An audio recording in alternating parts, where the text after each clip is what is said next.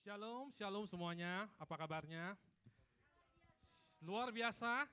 Ya, kita mungkin di sini ada yang datang dengan hati yang happy, tapi kalau ada penggemar bola di sini, saya pikir ada yang datang dengan hati yang terluka. Kan baru dengar kan beritanya kan, Indonesia batal jadi duta tuan rumah. Itu saya yang bukan penggemar bola aja sakit hati banget dengarnya. So datang dengan luka batin ini perlu dilepaskan, oke? Ya, beruntung saya bukan pecinta bola, tapi buat pecinta bola, Tuhan tetap mengasihi Anda, oke? Ya, bola is one thing, tapi Tuhan lebih penting, oke? So, apapun kondisi kita, apapun yang jadi pergumulan kita hari ini, seberapapun yang ada di sini, saya bersyukur bahwa hadirat Tuhan tuh nggak ngaruh dengan jumlahnya sedikit atau banyak. Suaranya kenceng atau enggak, oke? Ekspresi orang dalam memuji dan menyembah Tuhan itu beda-beda. Ya kan, saya bukan termasuk orang yang bisa goyang, loncat, walaupun saya seneng lihat orang goyang, loncat, to be honest. So, apapun ekspresi kita, I believe that the posture of worship itu yang paling penting itu adalah hati kita, itu nggak bisa bohong. Oke, for example, dulu saya malu kalau memuji Tuhan, tapi kalau nyanyi lagu Bon Jovi, saya itu benar-benar bisa dengan sepenuh hati. Dari sana saya tahu bahwa itu masalahnya di hati saya, oke? Saya fans berat sama Bon Jovi. Kenapa kok waktu nyanyi lagu Tuhan tuh saya nggak terlalu nafsu gitu, agak sedikit malu dulu. Tapi kalau nyanyi Bon Jovi, mati buat gue juga kagak. Tapi saya sepenuh hati. I wanna lay you down. Okay? So it's very ironic, right? Dan banyak orang Kristen sampai sekarang tuh masih banyak yang kayak gitu loh. Ya kan? Anak saya juga, saya lagi bergumul nih, lagi seneng Blackpink. Oke, so jadi saya pikir yang paling penting itu ketika memuji menyembah Tuhan itu that we really know ketika kita sing, this is not just about karaoke. Bukan performance, tapi ketika lu nyanyi lu percaya nggak apa yang lu nyanyiin. Oke? Ya, so ini akan kita lakuin hari ini. Oke. Kita nggak apa-apa, orangnya sedikit tapi sedikit nggak berarti kita nggak bisa ngeflow dan nggak bisa all out untuk memuji Tuhan. Okay? We worship you Lord because you are worthy. Thank you Lord. Terima kasih Tuhan, thank you untuk semuanya yang udah otomatis berdiri. Engkau lihat Tuhan, umatmu siap memuji Engkau, siap untuk meninggikan Engkau, terlepas dari jumlah kami nggak banyak Tuhan, terlepas dari apapun pergumulan kami, permasalahan yang kami hadapi, tapi kami ingin deklarasikan bahwa Engkau baik. Kami bersyukur Tuhan punya Tuhan yang luar biasa seperti Engkau, yang terima kami apa adanya. Thank you Lord.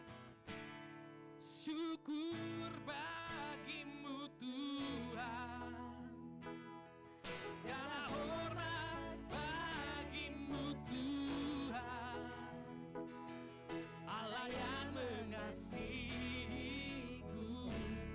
Kau Bapa yang memelihara, Allah yang memelihara. Syukur bagimu, syukur bagimu, syukur bagimu Tuhan, segala hormat bagimu Tuhan, Allah yang mengasihiku, Allah yang memeliharaku. Ini deklarasi kami Tuhan. Oh syukur bagimu Tuhan, oh segala hormat bagimu Tuhan, Allah yang mengasihiku, Kau Bapa yang memeliharaku selamanya. Yes, we worship you. Ini iman kami Tuhan.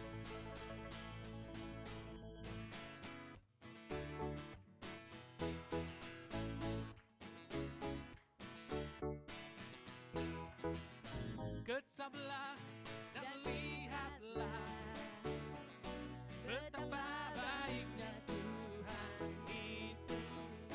Rasakan dan nikmati kasih setia Tuhan. Kecaplah dan lihatlah betapa baiknya Tuhan itu. Oh rasakan dan nikmati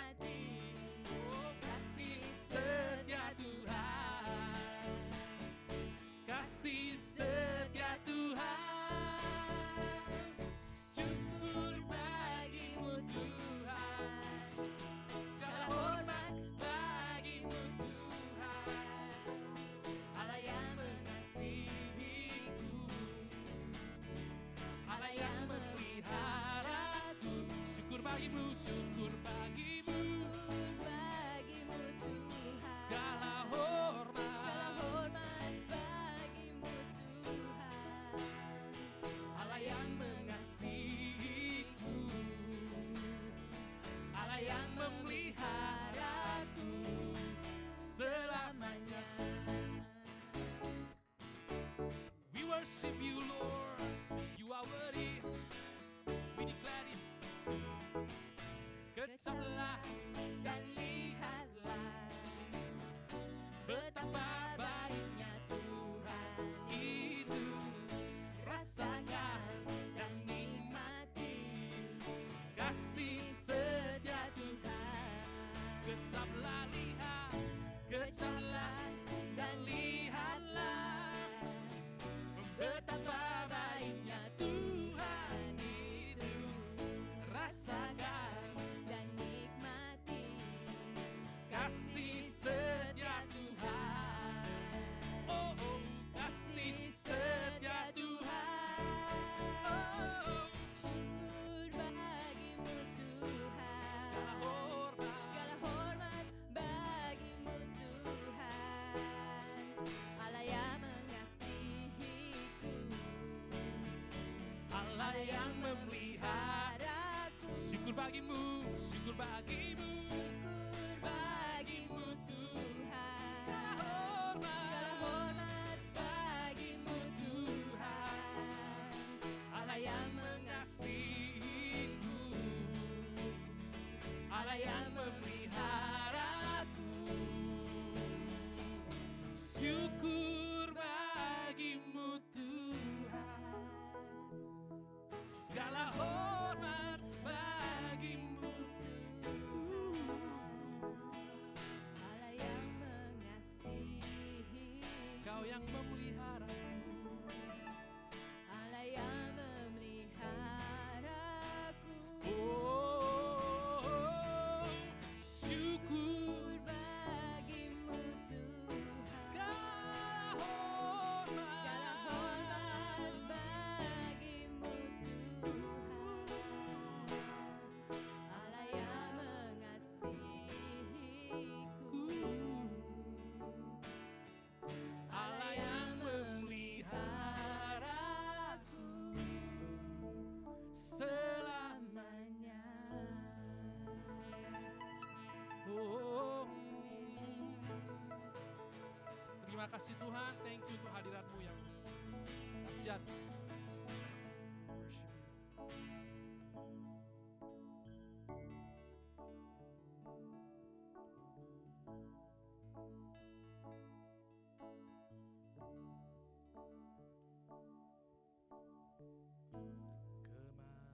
Kemanakah kami mencari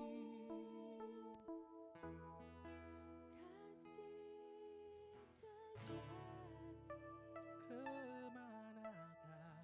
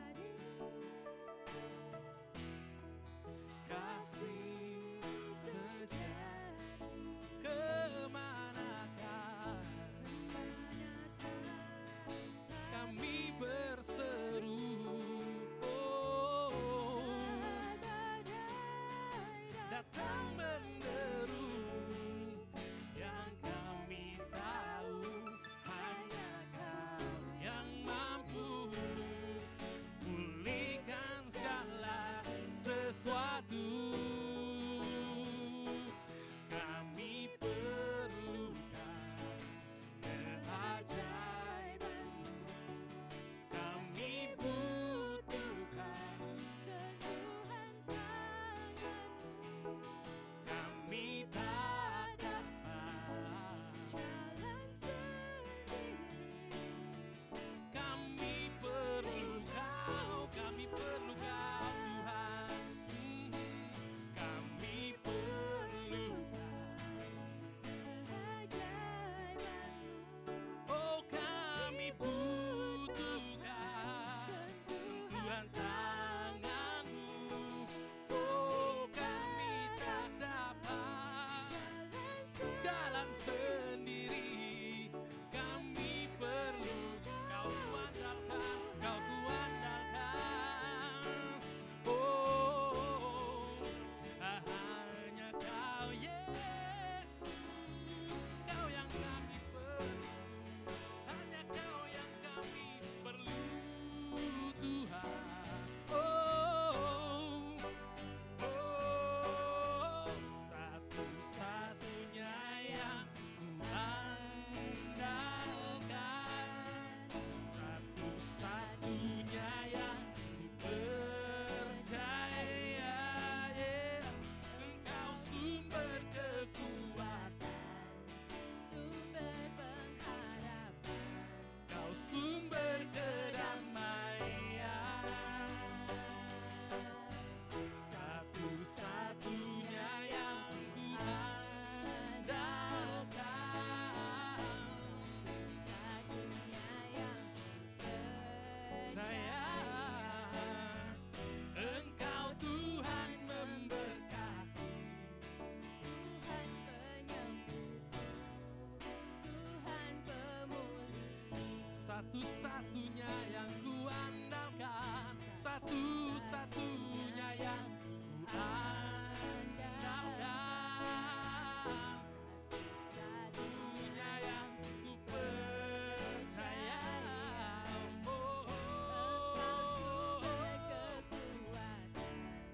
Sumber pengharapan, sumber kedamaian. Oh, satu Kau kuandalkan,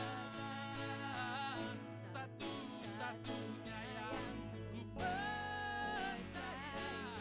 Oh, Engkau Tuhan memberkati, Tuhan penyembuhku, Tuhan pemulihku.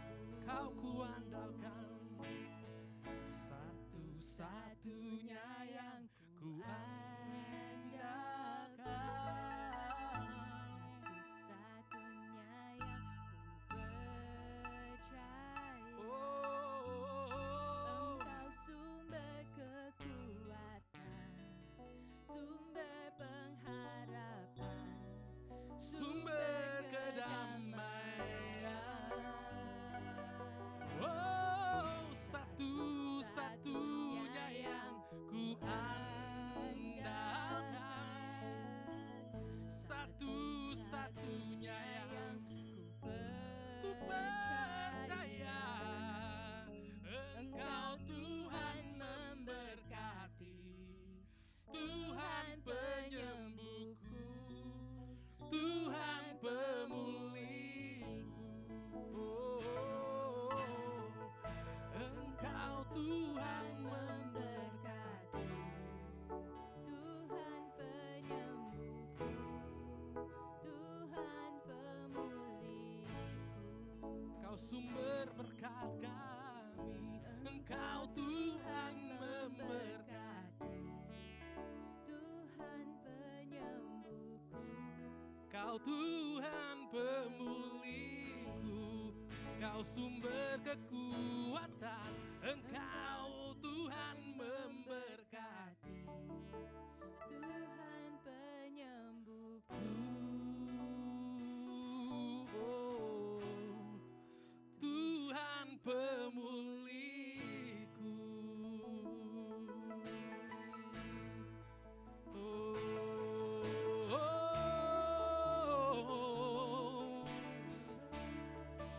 Kau sumber kekuatan, Kau sumber pengharapan. Hanya Kau Tuhan, hanya Kau Yesus.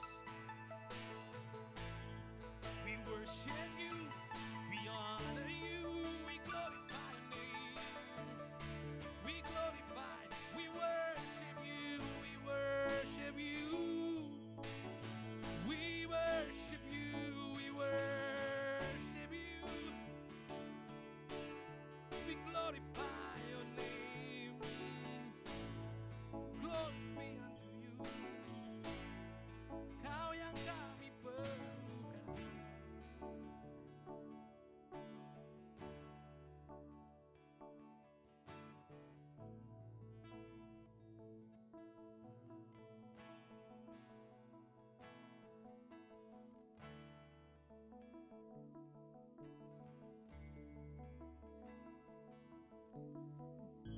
Mari aku mau mengajak setiap yang hadir di tempat ini dengan sikap yang masih memuji dan memuliakan nama Tuhan. Tuhan hadir di tengah-tengah kami saat ini. Pada saat kami memuji dan menyembah-Mu, Tuhan, Kau hadir di tengah-tengah pujian umat-Mu ya Bapa. Mari kita dengan sikap yang menghormati kehadiran Tuhan, kita memuji dan menyembah. Tuhan, layakan kami di hadapan-Mu ya Bapa. Biarlah Tuhan kami bisa menjadi Tuhan penyembah-penyembah-Mu yang benar Tuhan, dan yang terkenal di hadapan-Mu ya Bapa. Terima kasih ya Tuhan. Syukur. Terus memuji dan menyembah Dia. Engkau yang kami harapkan, Engkau yang kami andalkan. Terima kasih ya Bapa, Engkau baik. Hari ini pada saat saya mempersiapkan untuk perisai hari ini, Tuhan ingatkan di dalam Mazmur, Tuhan berkata, dari manakah pertolongan-Mu datang? Dan Tuhan berkata, pertolongan-Ku datang hanya daripadaku saja. Akulah Tuhan yang memiliki langit dan bumi. Tuhan berkata pada setiap yang hadir di ruangan ini, tidak ada satupun permasalahan kalian yang Tuhan tidak peduli. Tidak ada satupun permasalahan kalian yang jauh lebih besar daripada Tuhan. Tuhan jauh lebih besar dari permasalahan kalian. Tetapi we have to make decision and we have to declare it that yes God, we trust You. Pertolonganku adalah datang daripadamu saja ya Bapa. Beberapa hari yang lalu, beberapa dari kita ada prayer change, kita ada doa berantai. Setiap kali kalau kita mengadakan doa berantai, aku ngelihat begitu banyak kebutuhan. Baik orang-orang itu yang kita kenal maupun bukan orang-orang yang tidak kita kenal. Tapi apa yang mereka alami, sakit penyakit mereka, pergumulan hidup mereka, itu bukan hanya suatu dongeng atau suatu cerita. Tetapi adalah itu real life yang mereka harus hadapi. Dan mungkin banyak dari kita tidak harus mengalami apa yang mereka alami. Tetapi Tuhan izinkan kita untuk berdoa untuk orang-orang ini. Dan I always find it is a privilege kalau kita dikasih kepercayaan untuk mendoakan orang-orang ini. Untuk kesembuhan, untuk pemulihan, itu pekerjaan Tuhan. Tetapi kita setia mendoakan mereka. Aku diajar satu hal tentang prayer change kemarin. Kita ada satu slot di mana belum terisi. Dan ada seseorang datang kepadaku tanya, Cici, ada satu slot belum terisi, bagaimana ya? Lalu aku bilang sama orang itu, just trust the Lord, just pray. Karena apa yang kita doakan itu yang Tuhan mau. Dan Tuhan akan menyediakan orang-orang yang akan mau berdoa untuk setiap teman-teman kita yang membutuhkan. Dan God is so amazing ya. My sister-in-law lagi sakit kena COVID di Jakarta. Dan aku cuma kasih tahu dia kalau kita ada prayer change dan kita doain dia. Lalu pas aku ngomong sama orang ini, gak beberapa lama my sister-in-law WhatsApp me. Dan dia bilang, aku mau ikut doa. Terus aku bilang, lah kamu kan lagi COVID. kamu istirahat aja, kamu nggak usah doain kita gitu loh. Terus dia bilang nggak apa-apa gitu loh, aku mau doa karena aku juga nggak ngapa-ngapain di rumah. So when I give the slot to her, she fill out that 1 hour that's still empty. Isn't it God is amazing? Dan aku ngeliat dari sister Inoku itu ya, aku tuh ngeliat gini, Tuhan, dia sakit loh, dia kena COVID loh, dia lemes, tapi dia decide untuk mendoakan kita semua. She's not even in our cell group, she's not even in Bindo Plus. But you know what? I believe with all my heart bagaimana Tuhan akan memberkati dia, bagaimana Tuhan akan menjawab setiap doa-doa dia dan tangisan dia untuk keluarga dia. And I wanna claim it in the name of Jesus, bahwa akan ada terobosan baru di dalam keluarga dia. Aku tuh belajar banyak tentang doa gitu ya. Aku bukan seorang pendoa, tapi aku mau belajar menjadi seorang pendoa. Masih banyak kekurangan, tapi aku tahu itu adalah hal yang menyenangkan Tuhan. So aku lagi lihat saat ini dengan kalian semua, I wanna declare it hari ini. Siapa yang percaya pertolongan Tuhan itu ada? Can you please raise your hand? Haleluya. Bagi kalian yang masih angkat tangan, terus angkat tangan. Aku gak tahu masalah kalian apa. Kalau saat ini kalian berasa, aku perlu Tuhan tolong aku saat ini, aku gak tahu aku mesti ngapain lagi Tuhan. Kalau aku ngelihat ke depan, sepertinya aku bingung, aku takut, tidak ada jalan keluar. Sepertinya doaku tidak terjawab. Oh, tapi Tuhan bilang, just trust me. You just need to pray and keep praying and keep praying. Dan Tuhan bilang, pada saat engkau berdoa, engkau lagi menyatakan bahwa aku Tuhan yang berdaulat. Engkau menyatakan, engkau merendahkan diri di hadapan Tuhan dan berkata kepada Tuhan, Tuhan, I surrender my life to you and I put my trust in you. And I believe and I want to encourage everyone. Pada saat kalian berasa, kok aku sendiri ya ngadepin masalah ini, gak ada yang tahu. Do you believe that someone is praying for you? You don't know, but someone is praying for you. You know why? Because our God is an amazing God. God can tell someone, can you pray for this person? And this person will pray for you. Do you believe that? When you say yes, I believe, and raise your hand. Thank you Jesus. Terima kasih ya Bapa. We surrender our life to you Lord Jesus. Ini kami Tuhan, kami tahu kami penuh kekurangan, kami banyak kelemahan Bapa, tapi kami memiliki Allah yang luar biasa Tuhan. Allah yang memiliki langit dan bumi. Dan di firman-Mu berkata di Mazmur, pertolongan datang daripadamu saja ya Tuhan. We just put our trust in you Lord Jesus. Terima kasih ya Tuhan. Terima kasih untuk lawatan-Mu hari ini ya Bapa.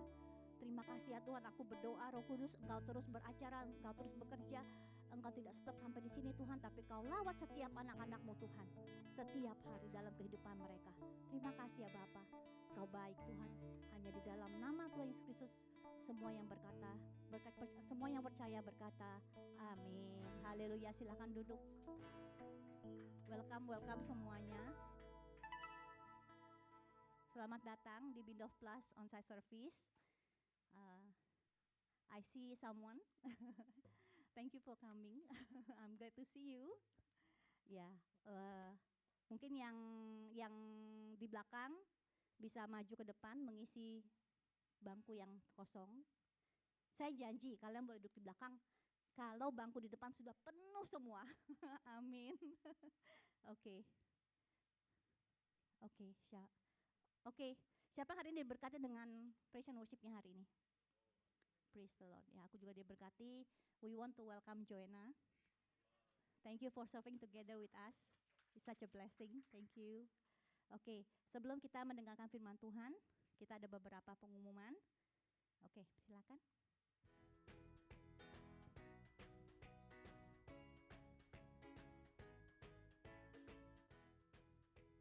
Jika Anda memiliki kebutuhan doa, tim pendoa kami siap untuk melayani kebutuhan doa Anda. Hubungi kami melalui WhatsApp atau email yang tertera di layar berikut ini.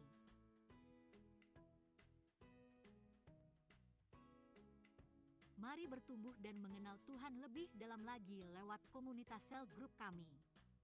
Untuk informasi lebih lanjut, hubungi kami melalui email yang tertera di layar Anda. Tetap terhubung bersama kami melalui akun media sosial Bindof Plus. Jangan lupa like, follow, dan subscribe.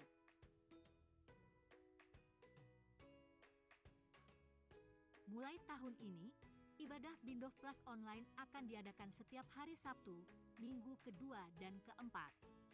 Untuk ibadah onsite akan diadakan setiap hari Sabtu minggu pertama, ketiga, dan kelima setiap bulannya. Jangan lupa menandai kalender kalian.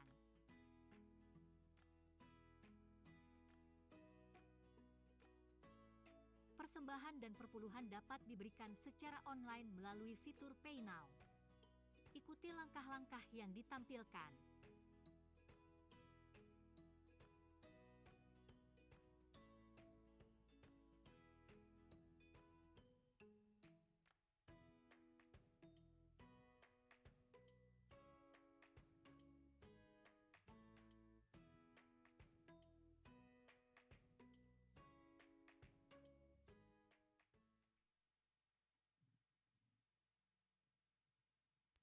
Shalom semuanya. Kenapa belum makan Pak De?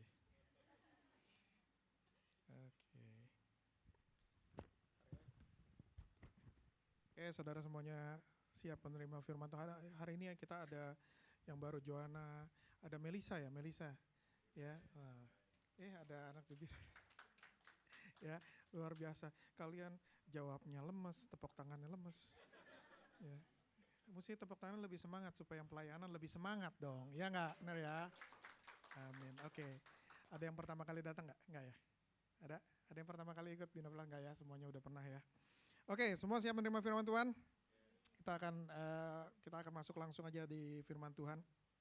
Hari ini temanya adalah taking down the enemy's wall.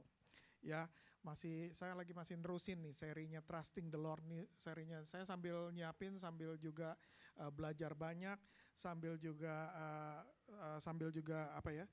iman saya juga makin bertumbuh gitu. Saya harap juga kalian yang mendengarkan juga makin bertumbuh imannya, rasa keyakinan, percaya sama Tuhan juga semakin bertumbuh gitu ya. Kalau boleh saya refresh memorinya berapa minggu yang lalu yang terakhir saya khotbah, itu ada yang ingat nggak kita bicara tentang apa?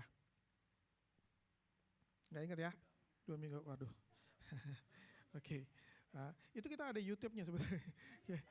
Tapi sorry, yang 2 minggu lalu juga belum masuk YouTube ya, soalnya saya belum sempat approve untuk masuk ke YouTube. Anyway, nanti kita akan masuk ke YouTube semua. Kalau ada yang lupa, ada yang kayaknya kita pernah dengar sesuatu nih, tapi lupa apa, masuk aja ke YouTube nanti gitu ya. Oke, 2 minggu yang lalu atau berapa minggu yang lalu, terakhir saya membawakan firman Tuhan di sini, kita ngomong tentang Gilgal. Ingat nggak tentang Gilgal ya? Setelah keluar dari sungai Yordan, setelah nyebrang, mereka kemudian berkemah di Gilgal. Ya, di Gilgal mereka berkemah, mereka take new covenant sama Tuhan gitu ya. Kemudian Tuhan bilang, mulai hari ini aku hilangkan semua celamu ya, celah Mesir yang ada padamu, semua celah, semua noda, semua kepahitan segala macam. Kalau buat kita ya, kepahitan segala macam yang menghalangi perjalanan kita, Tuhan mau hilangkan. Gitu ya, Tuhan mau hapuskan ya, buat covenant baru sama Tuhan, agreement baru sama Tuhan. Kita bilang sama Tuhan, kita mau taat sama Tuhan, dan Tuhan bilang, aku akan berikan semua yang aku janjikan. Amin. Amin. Hari ini kita akan lanjutkan perjalanan bangsa Israel. Setelah mereka menyeberang sungai Yordan, mereka di Gilgal itu di mana? Gilgal itu ada di pekarangannya Yeriko. Dia ada di pinggirnya Yeriko. Yeriko itu terkenal sekali sama temboknya yang sangat kuat. Tembok yang gak pernah bisa dikalahkan sama musuh-musuh mereka. Saya gak tahu berapa besarnya Yeriko. Oke, saya gak pernah ngeliat temboknya Yeriko, sekarang juga sudah gak ada. Ya, mungkin ada reruntuhannya, tapi kita gak tahu persis. Gak ada yang tahu persis sebesar apa kota itu. Tapi menurut Alkitab ini tembok yang luar biasa kuat, yang gak pernah dikalahkan musuh. Bahkan mereka bisa mengolok-ngolok bangsa Israel, bilang bagaimana mereka mau mengalahkan. Belum pernah ada yang mengalahkan, belum pernah ada yang bisa mengalahkan kota ini. Tapi apa yang terjadi? Kota pertama waktu bangsa Israel masuk ke tanah Kanaan, kota pertama yang harus mereka hadapi adalah Yeriko. Ini kota pertama yang mereka hadapi adalah Yeriko. Oke, kita akan lihat pengalamannya bangsa Israel. Bagaimana bangsa Israel meruntuhkan, pasti di sini udah cukup umum lah ya, tembok Yeriko mungkin udah pernah dengar kali ya. Ya dari Sunday School juga diajarin. Kalau yang sudah agak berapa lama di gereja pasti pernah dengar lah. Mungkin khotbah tentang tembok Yeriko ini banyak sekali karena banyak sekali namanya nilainya, value-nya ya. Mungkin yang paling banyak didengar adalah bagaimana Tuhan itu sangat berkuasa. Tuhan itu very powerful. Apapun dia mau kerjakan dia bisa lakukan. Ini kalau banyak ya kita dengar khotbah tentang tembok Yeriko. Mungkin hari ini kita akan dengar mungkin agak sedikit berbeda.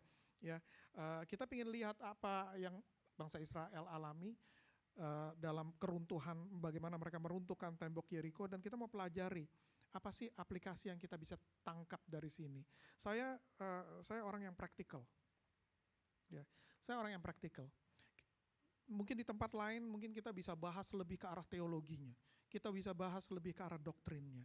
Tapi kalau saya pengen membagikan sesuatu, saya kepingin membagikan sesuatu yang praktikal, yang orang gampang nangkep, yang orang gampang aplikasikan. Karena buat saya pribadi, saya tangkap kata-katanya Yesus, jangan kita cuma jadi pendengar firman Tuhan. Tuhan lebih senang kita jadi pelaku firman Tuhan. Bagaimana kita bisa menjadi pelaku firman Tuhan kalau kita nggak ngerti? Ya kan? Waktu kita baca kita nggak ngerti gimana aplikasinya. Jadi saya senang ngebagiin sesuatu yang praktikal, bagaimana ngaplikasiinnya. Dari apa yang kita baca, bagaimana kita aplikasikan. Supaya setelah kita baca, keluar dari tempat ini, kita bisa mulai aplikasikan di hidup kita, dan kita bisa mulai ngelihat apa yang Tuhan lagi kerjakan di hidup kita. Amin. Amin ya.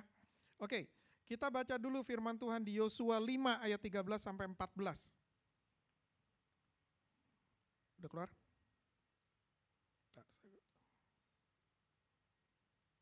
Oke. Yosua 5 ayat 13 sampai 14. Ayat 13 berkata begini. Ketika Yosua dekat Yeriko, ia melayangkan pandangnya. Dilihatnya lah seorang laki-laki berdiri di depannya dengan pedang terhunus di tangannya. Yosua mendekatinya dan bertanya kepadanya, "Kawankah engkau atau lawan?" Jawabnya, "Bukan, tetapi akulah panglima bala tentara Tuhan. Sekarang aku datang." Ini Yosua lagi melihat tembok Yeriko. Dia lagi ngelihat kota Yeriko. Ini yang katanya Tuhan disuruh kalahkan. Dia lagi perhatikan tembok Yeriko. Tembok yang sangat kuat, tembok yang sangat kokoh. Waktu dia lagi perhatikan, dia ngelihat ada seseorang berdiri di sana dengan pedang yang terhunus. Jadi dia nanya, wajar kan orang nanya gitu ya, "Kamu ini kawan atau kamu ini lawan?" Tapi jawabannya orang ini, dia nggak ngomong aku kawan, dia nggak ngomong aku lawan, dia bilang bukan. Ya, aku ini panglima bala tentaranya Tuhan. Sekarang aku datang. Ini pelajaran yang saya tangkap pertama. Ya. Kalau kita ngadapin masalah, ya, Yeriko ini masalah buat bangsa Israel. Yeriko ini masalah buat bangsa Israel. Nanti kita akan bahas kenapa dia jadi masalah. Pertama, karena ini kota yang sangat kuat, yang sangat berpengalaman, warriornya berpengalaman, dan mereka nggak pernah dikalahin. Temboknya terlalu kuat untuk mereka tembus. Bangsa Israel nggak pernah ngadapin musuh yang punya tembok yang begitu kuat. Coba dilihat di Alkitab. Ini pertama kali mereka ngadepin musuh yang temboknya, yang kotanya begitu kuat. Buat mereka nggak punya pengalaman untuk ini. Ini sesuatu masalah buat mereka. Mungkin buat kita juga ada masalah-masalah yang kita hadapi, yang kita ngelihat ini masalah yang berat yang kita hadapi saat ini. Ini masalah yang di luar kekuasaan kita. Ini masalah yang beyond our capability, beyond our capacity untuk ngadapin. Saya nggak tahu, mungkin saudara lagi ngadapin masalah seperti itu hari ini. Hari ini aku punya masalah yang berat. Buat bangsa Israel, Yeriko itu masalah berat. Buat Yosua, Yeriko itu masalah berat. Yosua juga nggak pernah bertempur dengan yang temboknya begitu kuat. Buat dia masalah yang kuat. Jadi perhatikan baik-baik apa yang kita bisa pelajari.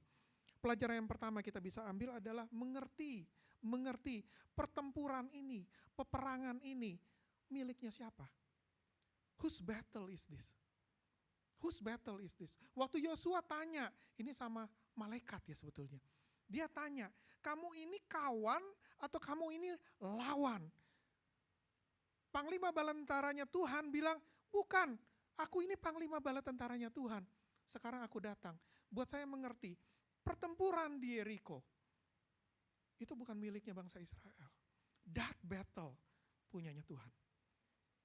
Bangsa Israel gak punya masalah dengan bangsa Yeriko. Tuhan yang mau menghancurkan bangsa Yeriko. Ini battle-nya Tuhan. Ini bukan battle-nya bangsa Israel. Pertanyaannya salah, kalau Tuhan ada di pihak mana? Pertanyaannya mestinya kita siap nggak ngikut sama Tuhan dalam battle-nya Tuhan? Siap nggak? Jadi kalau kita masuk dalam masalah, perhatikan dulu pertama, ini battle-nya siapa? Ini masalahnya siapa? Ada kadang bahwa persoalan kita adalah hasil dari kesalahan kita sendiri. Mungkin kita buat salah, mungkin kita buat dosa, dan kita terima konsekuensinya. Mungkin. Kalau itu yang terjadi, yang pertama yang kita mesti lakukan apa? Bertobat. Kalau kita buat salah, kita jangan cuma berdoa sama Tuhan, minta Tuhan bela kita. Yang pertama kita lakukan apa? Bertobat. Tuhan gak akan membela orang yang gak tahu kalau dia buat salah. Masa kamu buat salah, Tuhan harus ngebela terus? Kamu bertobat dulu. Kamu akui dulu kesalahan kamu. Kamu bertobat dulu, minta ampun. Datang sama Tuhan, Tuhan aku buat salah. Sama-sama Daud. Waktu Nabi Nathan approaching him, bilang kamu buat dosa. Apa yang Daud lakukan? Dia bertobat. Dia bertobat. Dia raja. Dia gak bilang sama Nabi Nathan yang datang sama dia, bilang kamu kurang ajar sama saya. Saya gak berasa saya salah. Tapi Daud langsung mengerti, aku buat salah, aku buat dosa. Hal yang pertama harus aku lakukan, aku bertobat dulu. Aku harus minta ampun. Karena di Alkitab dibilang, kepada siapa dia buat dosa? Alkitab bilang, dia buat dosa sama Tuhan. Kenapa? Karena dia melanggar perintahnya Tuhan. Dia buat dosa pertama sama Tuhan. Benar kita bisa bilang, oh dia buat dosa sama Uria. Dia buat salah sama Uria. Dia buat dosa sama Betsheba. But first of all, dia buat salah sama Tuhan. Kalau kita melakukan dosa, jangan ngomongin dulu tentang konsekuensinya. Jangan ngomongin dulu tentang apa yang terjadi sama kita. Apa yang harus kita tanggung. Yang pertama, berlutut bilang sama Tuhan. Tuhan aku buat dosa. Aku minta ampun. Baru kemudian Tuhan akan lakukan bagiannya dia untuk mengeluarkan kita dari masalah. Sebelum dia lihat pertobatan dalam hidup kita. Tuhan gak akan mau ambil campur dengan masalah kita. Bertobat dulu. Akui kesalahanmu. Baru Tuhan datang untuk perbaiki apa yang salah. Dia akan perbaiki engkau, dia akan perbaiki kesalahannya. Dia akan berikan jalan yang terbaik untuk kita keluar dari masalahnya. Mungkin kita akan tetap ngerasain konsekuensinya. Tapi yang pasti, Tuhan sudah mengampuni kita dan Tuhan akan lakukan yang terbaik untuk kondisi kita. Amin. Tapi ada kalanya, masalah datang bukan karena salah kita. Bukan kita yang lakuin kesalahan apa-apa, masalah datang begitu aja.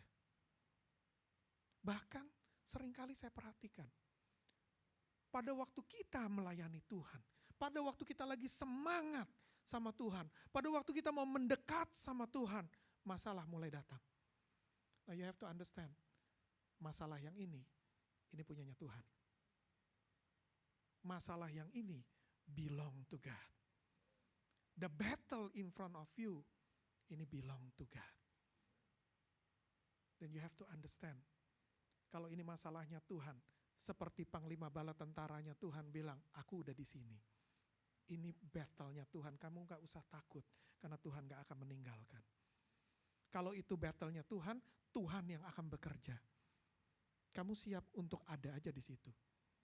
Kamu siap untuk selalu ada di situ waktu Tuhan berada di situ. Kamu siap untuk berdiri bersama Tuhan. Tapi masalah ini adalah belong to God. You have to understand the difference. Ketahui dulu bedanya. Supaya kita ngerti kita mesti buat apa. Amin. Amin. This malaikat bilang, this battle ini aku ada di sini untuk siap berperang. Karena Jericho itu berperangnya sama Tuhan. Bangsa Israel cuma perlu ada di situ. This battle for Jericho belong to the Lord. Untuk bangsa Israel, menghadapi orang Jericho dan temboknya yang kokoh, Tuhan memberikan strategi. Karena ini battle-nya Tuhan, strateginya mesti dari Tuhan. Benar ya?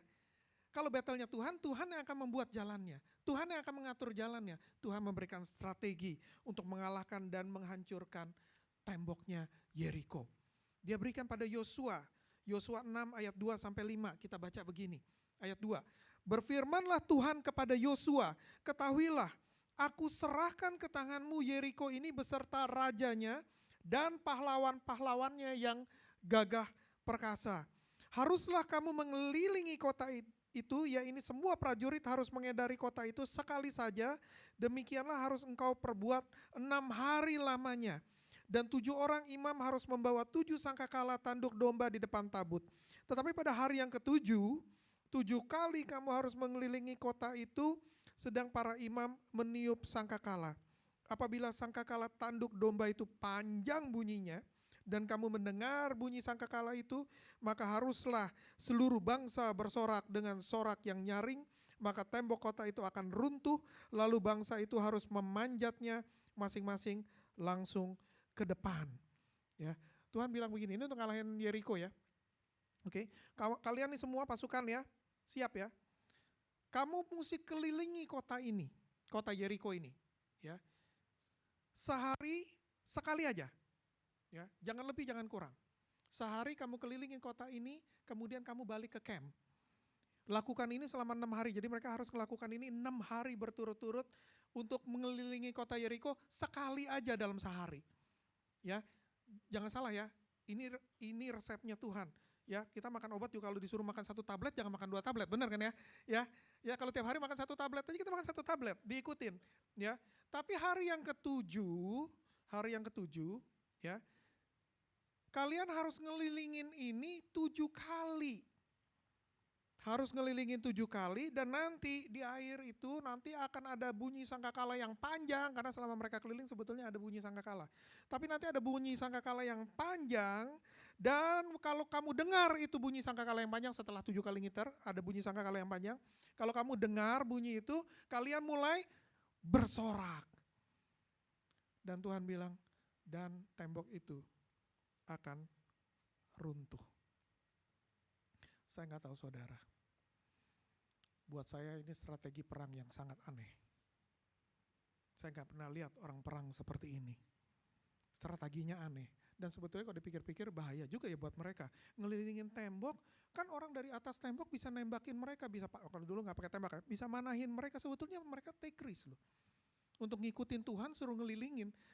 Yang di tembok itu tentara-tentaranya bisa manah mereka, bisa lemparin tombak ke mereka, bisa mencelakai mereka. Tapi kalau kita sudah belajar dari seri-seri sebelumnya, ya, yang kita perlu lakukan apa? Taat sama Tuhan. Kalau kamu mau berhasil ngikutin Tuhan, kamu mesti percaya dan taat. Dan itu yang bangsa Israel lakukan. Nah, saya mesti bilang begini, hari ini saya bilang kita ngomong yang praktikal ya, kita akan ambil value-nya, kita akan ambil apa sih yang bisa kita aplikasikan. Jadi kalau saudara misalnya bermusuhan sama orang, tolong jangan kelilingin rumah dia 7 kali. Ya, this is nggak ngaturin saudara untuk ngelilingin rumah orang, musuh kalian 6 kali, 7 kali, terus kalian bersorak di depan rumahnya, gitu ya jangan. Ya nanti kalian ditangkap polisi. Ya, ini bukan cara, kita akan ambil aja, ini buat bangsa Yeriko kecuali kalian berdoa, mesti apa Tuhan? Dan Tuhan bilang, kamu pergi itu ke Paya Lebar, dan itu di rumah itu kamu, ya kalau itu, nggak tahu juga siapa yang tinggal Paya Lebar, no, I'm not saying about your house ya. Kalau benar emang Tuhan suruh itu, kamu lakukan. Ya. Tapi ini untuk bangsa Israel, untuk tembok Yeriko. Untuk kita adalah, kita nggak punya tembok Yeriko, tapi kita ngadapin masalah yang berat. Apa sih yang sebetulnya Tuhan lagi ajarin di sini? Apa sih yang Tuhan mau di sini? Nah, yang pertama, saya mau tanya dulu sama kalian. Kalau saya lihat di Alkitab, Tuhan sebetulnya nggak butuhin manusia untuk ngelakuin dia punya masalah. Jadi sebenarnya kalau dia mau ngeruntuhin tembok Yeriko, dia juga nggak perlu sebetulnya orang ngelilingin tuh tembok. Apalagi perintahnya juga cuma untuk ngelilingin doang kan? Ya kan? Nggak ngelakuin apa-apa, cuma ngelilingin doang. Saya baca, kemarin ini saya baca, bagaimana cara Tuhan hancurin kota Sodom dan Gomora. Ternyata caranya Tuhan kirimkan hujan belerang ya. Dan kalau di bahasa Inggrisnya bilang rain of sulfur, ya. Dan kirimkan api dari sana. Sebenarnya kalau Tuhan mau ngancurin satu kota, Tuhan bisa lakukan sendiri dari surga. Dia nggak perlu-perlu banget bantuan manusia untuk mau melakukan sesuatu. Ingat gak bagaimana dia permainkan bangsa Mesir, negara Mesir, dengan semua tulah-tulahnya. Tuhan nggak perlukan bantuan manusia. Tuhan bisa lakukan sendiri kalau dia mau. Kalau saya tangkap yang Tuhan suruh untuk ke bangsa Israel, ini bukan masalah untuk ngancurin Yeriko atau untuk jadi partner kerja dia untuk perang sama Yeriko. Tapi Tuhan ingin mengajarkan sesuatu untuk melatih bangsa Israel, untuk bisa mempercayai Tuhan, dan bisa untuk mentaati perintah Tuhan, walaupun kedengarannya agak aneh. Nah, saudara nggak percaya? Tapi seringkali dalam masalah yang saya hadapi, Tuhan memberikan jalan keluarnya dengan perintah yang menurut saya agak aneh. Misalnya, ada orang buat kesalahan yang merugikan saya luar biasa. Saya marah. Mungkin saya pernah cerita sama saudara. Saya marah. Ini gak bisa, kerugiannya terlalu besar. Dan saya mau tuntut dia untuk ganti rugi, karena bukan buat salah saya. Saya gak buat salah, dia buat salah, tapi mesti bayar ganti ruginya saya. Ya. Jadi sebagai orang dari marketplace, dengan pendidikan yang cukup, gitu ya. Saya pikir saya harus melakukan sesuatu untuk uang saya bisa kembali. Karena saya dirugikan, dan dirugikan dalam jumlah besar. Saya siapkan datang ke lawyer.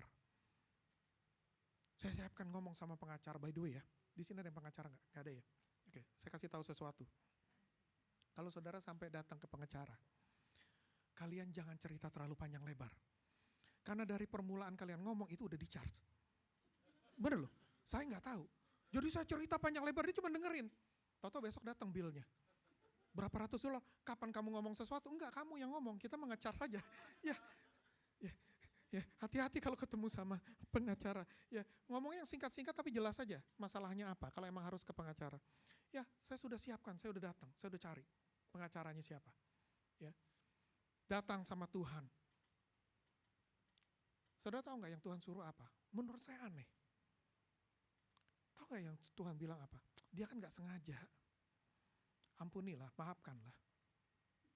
Itu menurut saya aneh. Tuhan ini nggak common Tuhan, di dalam dunia usaha tuh nggak common. Ya, nggak umum Tuhan. Yang begini saya bisa diketawain Tuhan sama orang. Ya, saya bisa di take it for granted Tuhan sama orang. Tapi Tuhan bilang, ampunin, maafin aja. Akhirnya karena saya mau taat sama Tuhan, walaupun aneh buat saya, walaupun saya nggak ngerti bagaimana caranya saya memaafkan orang dan saya bisa dapatkan uang saya kembali, saya nggak ngerti caranya gimana. Tapi saya mau taat sama Tuhan. Kalau Tuhan suruh maafkan, saya maafkan. Dan saudara tahu saya nggak akan mencerita panjang lebar. Ternyata setelah saya maafkan, Tuhan buka, kerjakan, mulai keluarkan, mulai buat sesuatu di sini, mulai buat sesuatu di sana, mulai buat sesuatu di sini yang di luar akal pikiran saya. Tapi pada akhir segalanya, saya dapatkan uang saya kembali. Tanpa usaha saya sendiri. Tuhan yang ngatur segalanya. Saya cuman ngikut. Kalau Tuhan suruh ini saya ikut. Tuhan suruh itu saya ikut. Akhirnya semuanya bisa selesai dengan sendirinya. Saudara mungkin gak akan ketemukan dengan jalan yang sama. Karena Tuhan gak biasa dengan memakai jalan yang sama semua orang.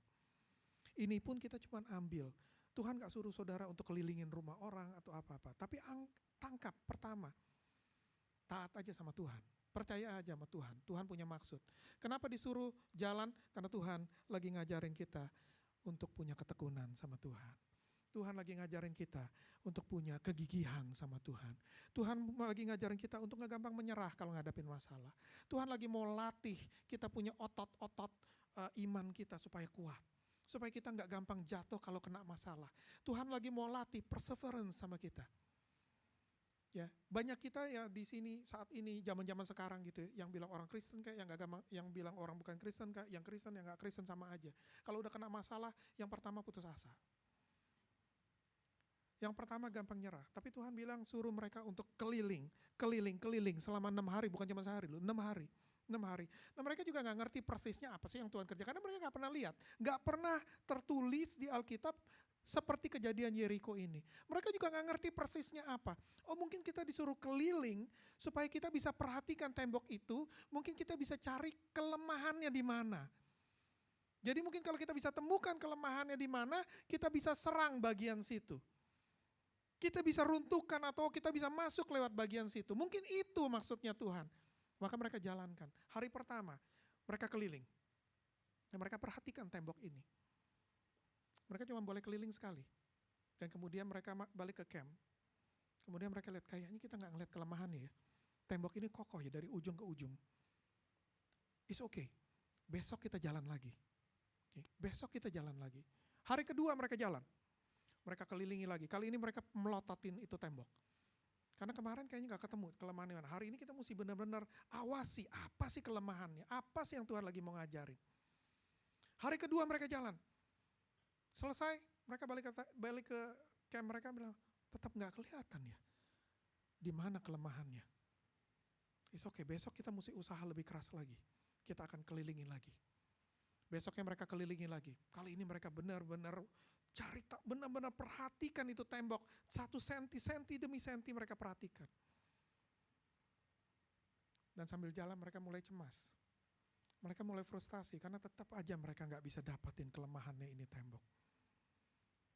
Waktu mereka balik ke camp mereka mulai bilang satu sama lain, kayaknya ini ada kesalahan. Kita sudah jalan 3 hari, kita nggak dapetin kelemahannya apa, dan tembok itu juga nggak ada perubahannya apapun setelah 3 hari kita jalan. Ada sesuatu yang salah, sepertinya ada sesuatu yang salah.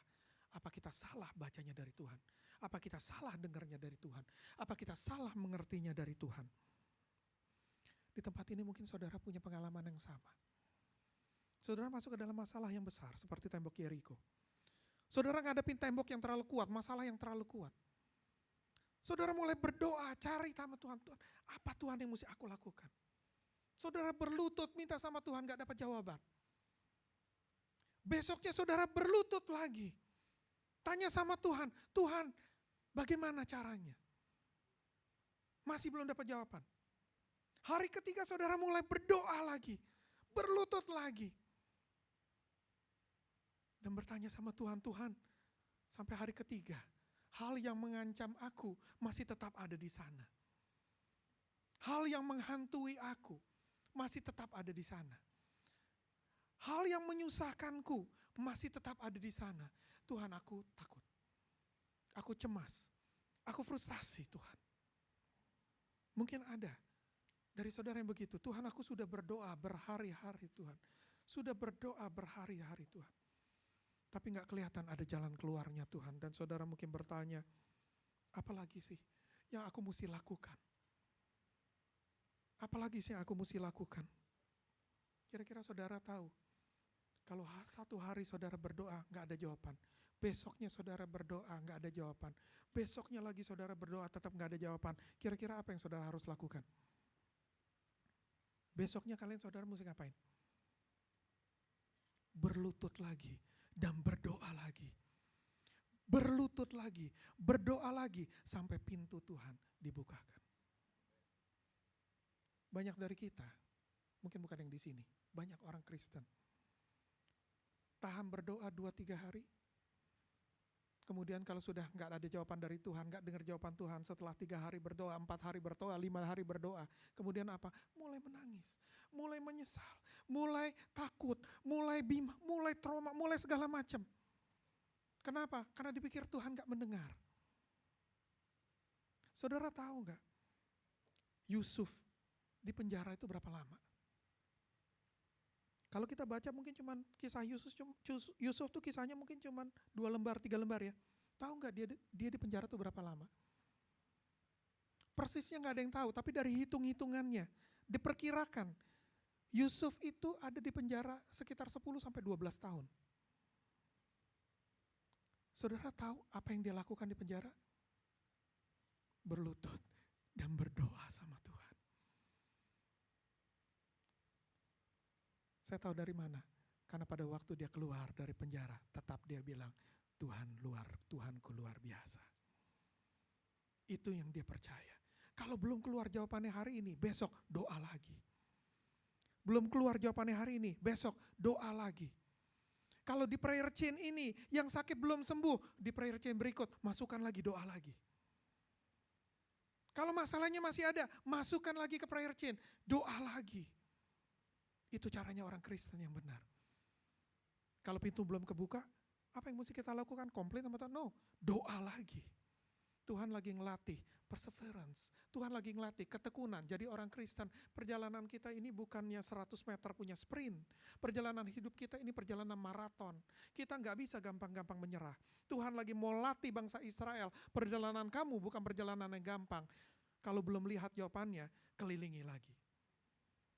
Belum lihat jawabannya, kelilingi lagi. Kelilingi lagi sampai Tuhan bukakan jalan. You have to remember one thing. Whose battle is this? Whose battle is this? Kalian mesti ngerti tadi yang pertama, ini battle-nya siapa? Kalau ini battle-nya Tuhan, percayalah, satu hari jawaban Tuhan akan datang. Pasti. Jawaban Tuhan pasti datang. Mungkin bukan hari ini, mungkin bukan besok. Mungkin bukan 3 hari lagi, mungkin bukan 4 hari lagi. Tapi jawaban Tuhan, kalau ini battle-nya Tuhan, jawaban Tuhan akan datang. Sesuatu yang kita nggak pernah pikir akan terjadi. Problemnya kita berusaha untuk mengerti Tuhan terlalu detail. Kita harus tahu persis Tuhan kerjanya seperti apa, kalau enggak aku nggak mau percaya. Sama Tuhan, kita nggak diminta untuk mengerti secara detail, tapi kita diminta untuk percaya dan taat sama Dia. Amin. Bisa ngerti? Semakin banyak saya khotbah, saudara semakin lemas. Oke, yang ketiga. Kita lihat di Yosua 6 ayat 10. Kita mau lihat strategi Tuhan berikutnya. Kalau strategi yang pertama tadi udah dikasih, kelilingi itu tembok Yeriko, ya. Ini strategi kedua. Yosua 6 ayat 10 bilang begini, tetapi Yosua telah memerintahkan kepada bangsa itu demikian. Janganlah bersorak dan janganlah perdengarkan suaramu, sepatah kata pun janganlah keluar dari mulutmu sampai pada hari aku mengatakan kepadamu, bersoraklah. Firman Tuhan bilang begini, janganlah bersorak, janganlah perdengarkan suaramu, sepatah kata pun janganlah keluar dari mulutmu. Kapan? Waktu mereka keliling, waktu mereka mengelilingi tembok ini, Tuhan bilang, jangan sekali-sekali kamu ngomong sesuatu waktu kamu kelilingi tembok ini. Diam, kelilingin aja. Tapi mulut ini diam. Ya, nggak ada sepatah kata pun yang boleh keluar dari mulutmu. Hati-hati, berhati-hati. Sampai pada hari aku mengatakan kepadamu bersoraklah. Janjinya Tuhan tuh nanti hari ke-7. Setelah 7 kali keliling. Pada waktu nanti Tuhan suruh bersoraklah, baru bersorak. Tapi jangan kecepatan. Jangan terlalu lambat. Ya, pada waktunya. Karena rencana Tuhan indah pada waktunya. Oke, jangan kecepatan. Diam. Ya, diam. Kenapa sih orang Israel disuruh diam waktu kelilingin tembok? Kenapa sih mereka mesti diam? Pertama, kalau kamu lagi di dalam masalah, kamu lagi menunggu pertolongan Tuhan. Ya. Ininya mesti dipasang. Dan saya perhatikan satu hal. Kalau saudara seperti saya, kalau saya lagi ngomong ini biasa nggak bisa dipasang. Kalau saya lagi dengar biasanya saya mesti diam. Kalau lagi masalah, kita mesti siapin telinga kita daripada mulut kita supaya kita bisa dengar petunjuknya Tuhan mau suruh ngapain. Kebanyakan dari kita kalau masuk masalah kita kebanyakan ngomongnya dan kita miss apa yang Tuhan ngomongin. Kita meleset. Tuhan ngomong sesuatu nggak dengar, kenapa? Kebetulan saya juga lagi ngomong. Makanya Tuhan bilang begini, jangan ngomong, diam, supaya telinga kamu siap untuk dengerin apa yang Tuhan perintahin. Gampang ya? Gampang ya? Gampang ya? Kalau lagi masuk masalah ingat apa? Jangan terlalu banyak ngomong. Jangan terlalu banyak ngomong. Benar gak? Kupingnya disiapin untuk dengar sama Tuhan. Jangan juga kadang-kadang kita juga, saya berdoa, tapi sepanjang dari A sampai Z kamu yang ngomong. Sepertinya Tuhan gak tahu masalah kamu. Tuhan juga ngerti masalah kamu apa. Tuhan bilang datang padaku, aku berikan penghiburan. Gak usah terlalu banyak cerita yang bermacam-macam, Tuhan ngerti masalah kamu. Tapi telinga ini tolong disiapkan, karena Tuhan akan ngomong sesuatu sama kamu. Dengarkan penghiburan dari Tuhan. Dengarkan nasihatnya Tuhan. Dengarkan jalan keluarnya Tuhan. Itu yang Tuhan mau. Lebih daripada kita ngomong kebanyakan. Yang kedua, nah saya juga perhatikan. Mungkin saya juga begitu dulunya ya. Mudah-mudahan sekarang udah enggak. Ya. Kira-kira waktu bangsa Israel, ya, mereka kelilingin nih. Hari pertama enggak ketemu kelemahannya apa. Hari kedua enggak ketemu kelemahannya apa. Hari ketiga keliling enggak ketemu kelemahannya ini apa. Waktu mereka balik, kira-kira mereka mulai apa? Mereka mulai mengeluh, benar gak? Kalau masalah kita gak kelar-kelar, kita mulai mengeluh kan? Ya, kalau yang spouse-nya sabar, mengeluh sama spouse-nya. Ya, sama suaminya, sama istrinya ya. Kalau suaminya, istrinya tanggapannya kurang baik, mulai mengeluh sama orang lain. Benar gak? Ya. Bangsa Israel itu tidak seperti kalian. Bangsa Israel itu punya master degree dalam complaining. Nggak seperti kita. Kalau mereka kena masalah sedikit, haus, komplain sama Tuhan. Lapar, komplain sama Tuhan. Benar nggak? Ya, bingung, komplain sama Tuhan. Temannya nggak telepon, komplain sama Tuhan. Benar nggak? Ditegur sama temannya, komplain sama Tuhan. Benar. Semua banyak tuh komplain terus dari mulutnya. Mereka tuh ahli komplain. Maka generasi mereka yang pertama nggak berhasil masuk. Kenapa? Kebanyakan komplain. Kupingnya nggak dipasang, mulutnya nggak dipasang terus. Tuhan bilang, aku nggak mau dengar komplain. Don't complain. Just because you don't see the solution, don't make an excuse to complain. Just because jalannya belum kebuka, kamu jangan kebanyakan mengeluh. Nah, Tuhan bilang, jangan mengeluh. Jangan komplain. Jangan komplain kebanyakan. Kebiasaannya orang. Kalau kena masalah, setiap ketemu sama orang harus diceritain masalahnya. Bukan yang di sini, maksudnya orang di luar sana. Ya, sering banget saya lihat begitu. Ketemu sama siapa aja diceritain masalahnya. Ketemu siapa aja ceritain masalahnya. Ya, saudara kalau saya bilang, saya enggak cerita sama siapa-siapa loh pastor. Saya cuma tulis di Facebook, sama aja. Sama aja. Ya. Kenapa keinginan kita semua orang mengerti kesalahan kita, keinginan kita semua orang membela kita. Padahal kebanyakan orang gak terlalu peduli sama saudara. Be fair. Really? Semua orang yang saudara ceritakan masalah saudara, peduli sama masalah saudara? Kalaupun harus cerita, yang pertama cari cerita sama siapa? Sama Tuhan. Kalau mau komplain, sama Tuhan. Kalau mau mengeluh, sama Tuhan. Berlutut sama Tuhan, bilang, Tuhan, ini masalahku. Ini masalahku Tuhan. Dan kalau Tuhan bilang, karena kamu juga buat kesalahan ini, bertobat. Tapi kadang-kadang, kita emang mesti cerita sama orang. Benar ya? Kalau sampai ini jenis saudara adalah yang harus cerita sama orang. Ya. Ini yang saya mau bilang, sarankan sama saudara. Jangan cerita sama semua orang. Cari sama orang-orang yang betul-betul care sama saudara. Cari sama orang yang betul-betul mau memperhatikan saudara. Dan cari sama orang yang bukan setelah cerita, saudara ceritakan, malah menjatuhkan iman saudara.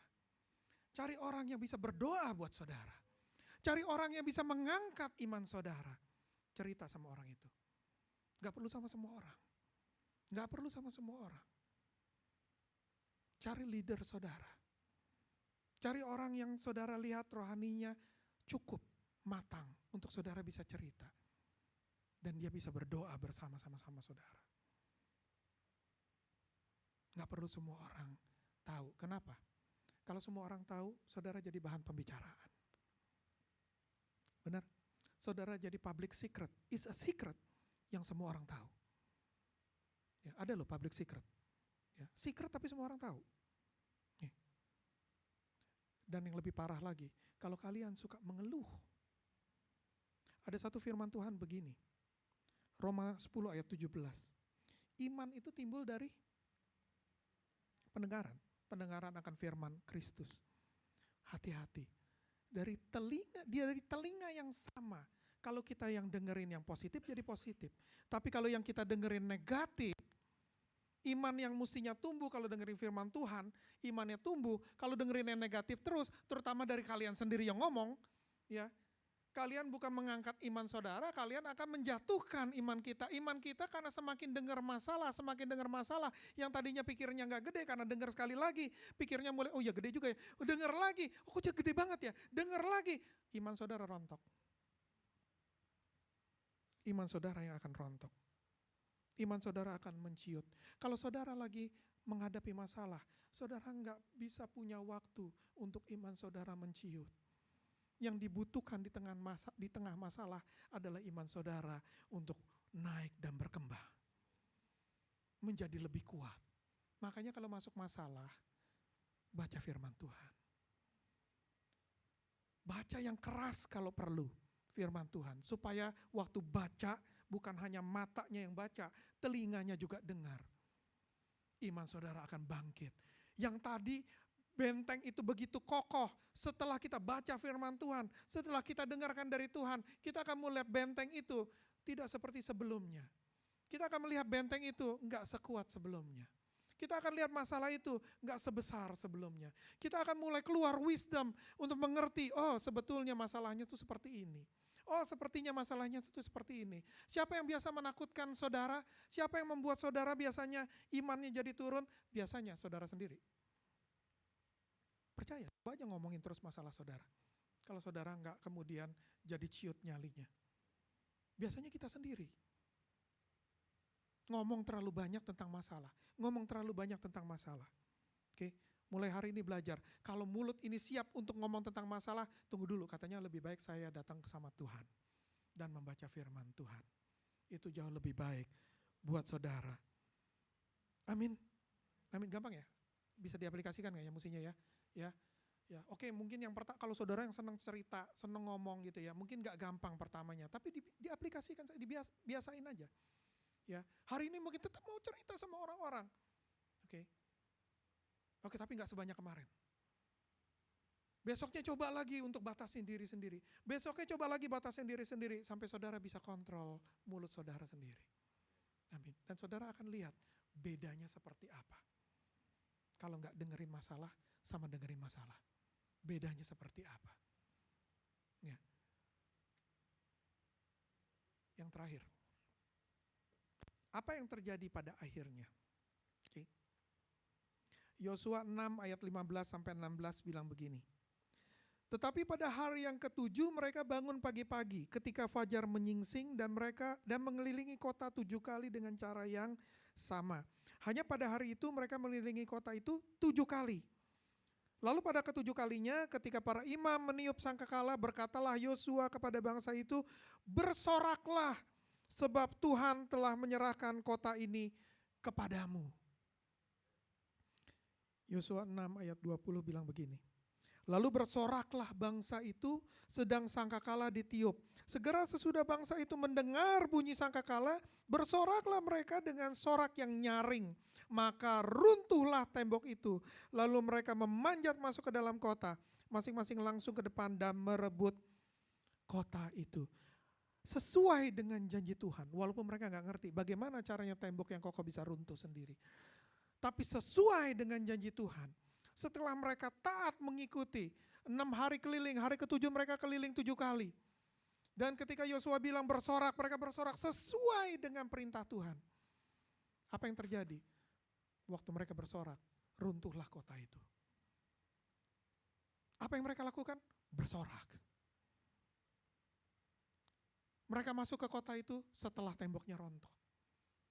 Siapa yang ngeruntuhin tembok itu? Tuhan. Tugas mereka apa? Bersorak. Benar. Pada waktunya Tuhan akan lakukan sesuatu yang gak pernah kepikir sama kita. Kita pikir masalah kita terlalu berat. Tapi kalau ini battle-nya Tuhan. Kalau ini battle-nya Tuhan. Kalau saudara berjuang untuk keluarga saudara, itu battle-nya Tuhan. Kalau saudara berjuang untuk kebaikan, itu battle-nya Tuhan. Kalau saudara berjuang karena mau mengikuti perintah Tuhan, tapi saudara ditindas, saudara diintimidasi karena saudara mau mengikuti perintah Tuhan, itu battle-nya Tuhan. Percayalah, pada waktunya yang tepat, pertolongan Tuhan akan datang. Tapi saudara perlu taat. Saudara perlu percaya. Saudara perlu jangan banyak mengeluh. Dan saudara siap bersorak pada waktu Tuhan bilang bersorak. Saudara siap bilang, Tuhan aku percaya padamu, haleluya. Maka masalah saudara Tuhan akan angkat dengan cara yang ajaib. Gimana caranya, pastor? Gimana caranya kok? Nggak tahu saya. Masalah saudara gimana cara selesainya? Nggak tahu. Saya juga nggak pernah tahu bagaimana caranya masalah yang lalu selesai. Saya cuma lihat selesainya. Caranya gimana? Saya serahin sama Tuhan. Saya nggak tahu. Saya cuma ngikutin apa yang Tuhan perintahkan. Yang beresin masalahnya siapa? Tuhan. Pada waktunya Tuhan akan beresin masalahnya selama saya setia sama Tuhan, selama saya taat sama Tuhan, selama saya nggak banyak mengeluh yang mengesalkan Tuhan. Kebanyakan mengeluh tuh menunjukkan saudara nggak percaya sama Tuhan. Kalau saudara percaya sama Tuhan, mulutnya siap untuk ditutup. Datang aja sama Tuhan, bilang Tuhan aku percaya pada Engkau. Ada yang bilang begini, Pastor, setiap minggu aku datang ke gereja. Aku bersorak sama Tuhan.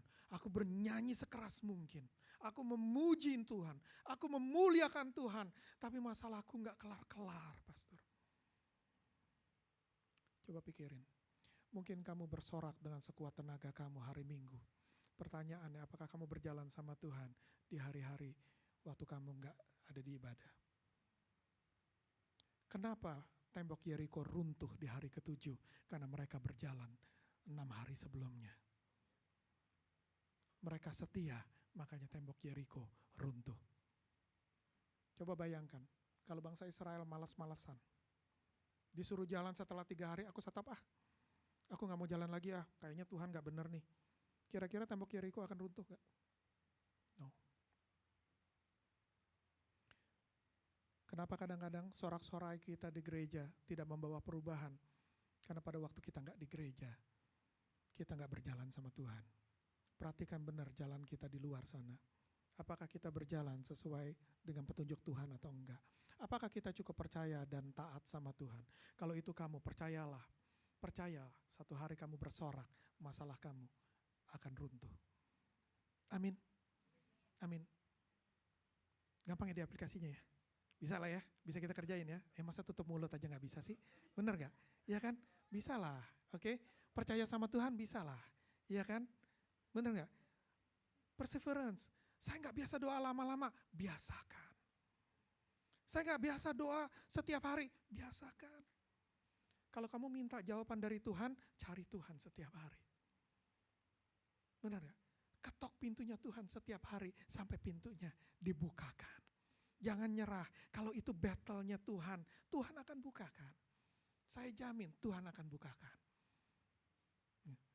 Tapi kita harus ngerti bagaimana bertekun di hadapan Tuhan. Amin.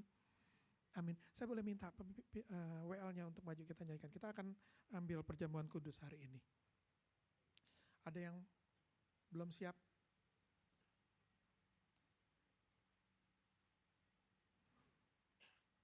Semua sudah ada roti dan anggur. Kalau yang belum ada bisa angkat tangan. Asyir bisa kasih sama saudara. Oke, saya minta juga satu hal begini ya. Karena ini di cornerstone kebiasaan kita. Kalau saudara belum dibaptis, ya kalau saudara belum dibaptis, tahan dulu, jangan ambil roti, jangan ambil Holy Communion. Tapi kalau saudara sudah dibaptis, ambil Holy Communion, kita akan naikkan pujian kita dan kita akan rayakan. Saudara boleh persiapkan dulu sambil kita naikkan satu pujian.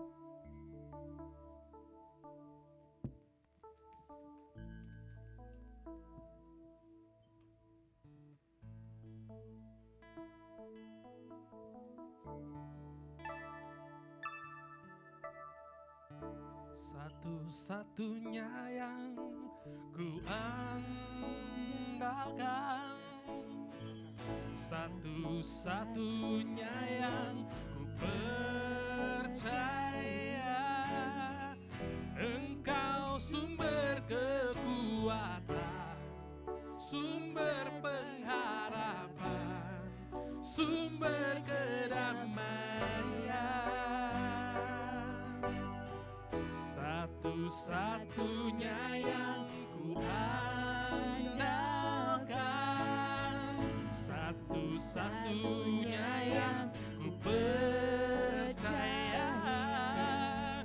Engkau Tuhan memberkati, Tuhan penyembuhku. Katakan satu-satunya, satu-satunya yang ku andalkan, satu-satunya yang ku percaya.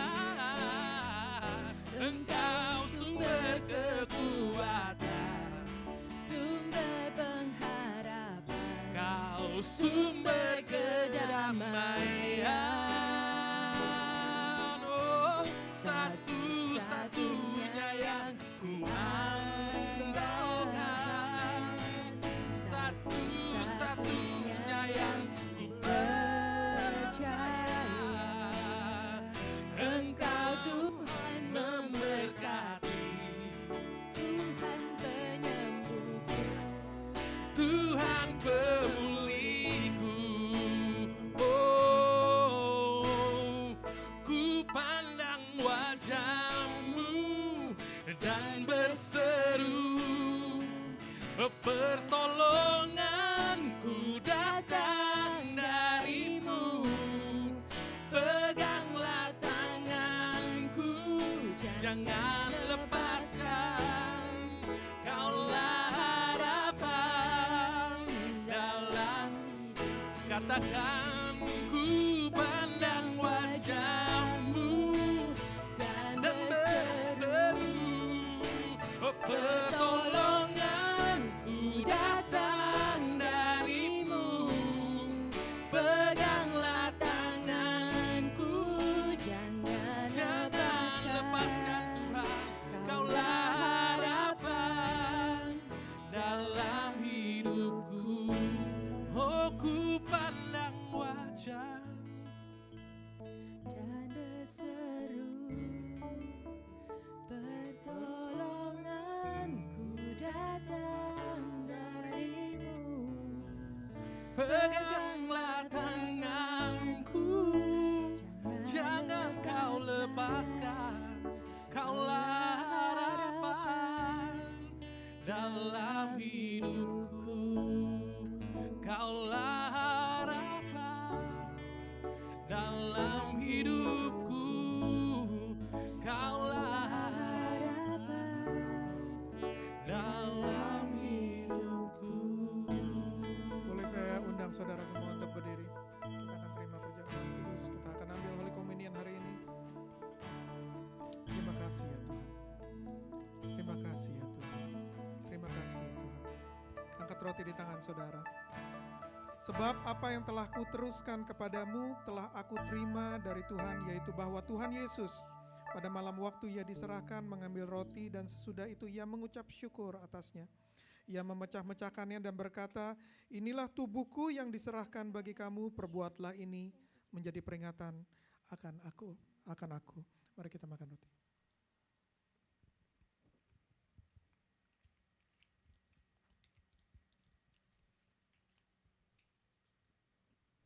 Terima kasih ya Tuhan. Thank you Jesus. Thank you Jesus. Kita angkat cawan anggur di tangan kita. Demikian juga ia mengambil cawan sesudah makan, lalu berkata, cawan ini adalah perjanjian baru yang dimateraikan oleh darahku. Perbuatlah ini setiap kali kamu meminumnya menjadi peringatan akan aku. Mari kita minum anggur. Angkat suara saudara, puji nama Tuhan. Terima kasih ya Tuhan. Thank you Jesus. Haleluya, thank you Lord. Terima kasih ya Tuhan untuk kebaikan-Mu ya Tuhan. Terima kasih ya Tuhan untuk kemurahan-Mu ya Tuhan. Terima kasih untuk pertolongan-Mu ya Tuhan Yesus. Tuhan, terima kasih untuk pengorbanan-Mu di kayu salib ya Tuhan. Karena Engkau naik di atas kayu salib ya Tuhan, hari ini hidup kami punya pengharapan ya Tuhan. Karena Engkau naik di atas kayu salib ya Tuhan Yesus, kami dibebaskan dari segala dosa kami ya Tuhan. Karena Engkau naik di atas kayu salib ya Tuhan, Ya Tuhan, hidup kami ya Tuhan free ya Tuhan Yesus. Dan semua permasalahan dalam hidup kami ya Tuhan, those battle is yours ya Tuhan Yesus. Kau yang ambil alih ya Tuhan. Kau yang ambil alih ya Tuhan. Terima kasih ya Tuhan. Terima kasih ya Tuhan. Terima kasih ya Tuhan. Thank you Lord. Thank you Lord. Kita naikkan pujian. Puji nama Tuhan.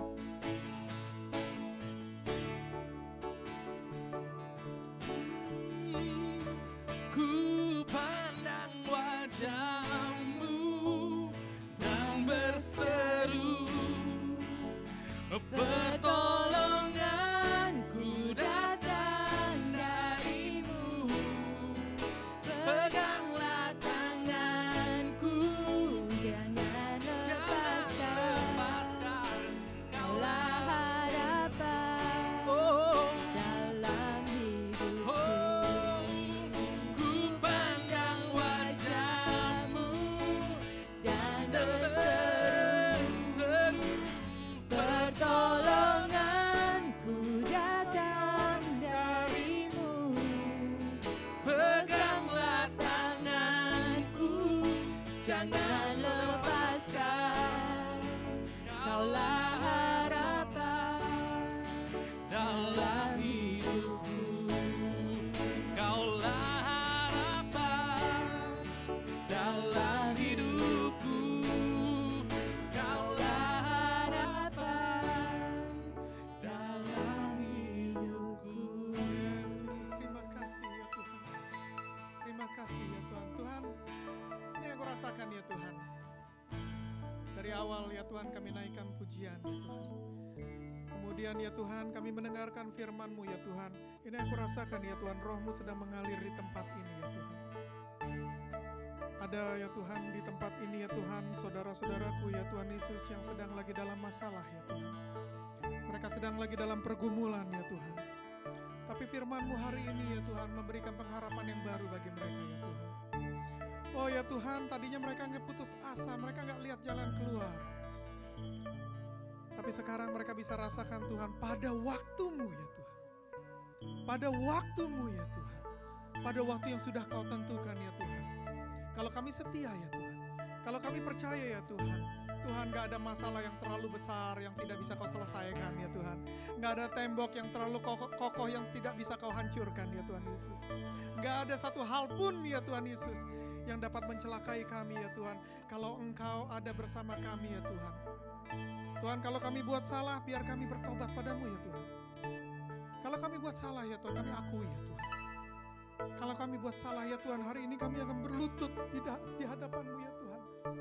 Tuhan, ampuni ya Tuhan anak-anak-Mu ya Tuhan. Dan ya Tuhan, pada waktu mereka datang pada Engkau mengakui kesalahan mereka Tuhan, You take this battle to become yours ya Tuhan Yesus. Dan biar Engkau sendiri yang bekerja ya Tuhan, memberikan jalan keluarnya ya Tuhan. Terima kasih ya Tuhan. Terima kasih ya Tuhan. Thank you Jesus. Jemaat Pindah Plus, angkat kedua tangan saudara, terima berkat dari Tuhan. Kasih dari Allah Bapa, karunia dari Tuhan kita Yesus Kristus, persekutuan dan penghiburan dari Allah Roh Kudus menyertai saudara. Dari sekarang sampai selama-lamanya, semua yang percaya katakan amin. Tuhan memberkati saudara semua. Ibadah sudah selesai, tapi kita akan ada fellowship. Jangan kemana-mana dulu ya saudara, yang gak perlu buru-buru. Kita akan ada fellowship, kita boleh makan bersama, kita boleh ngobrol bersama. Oke, Tuhan memberkati saudara semua. Amin.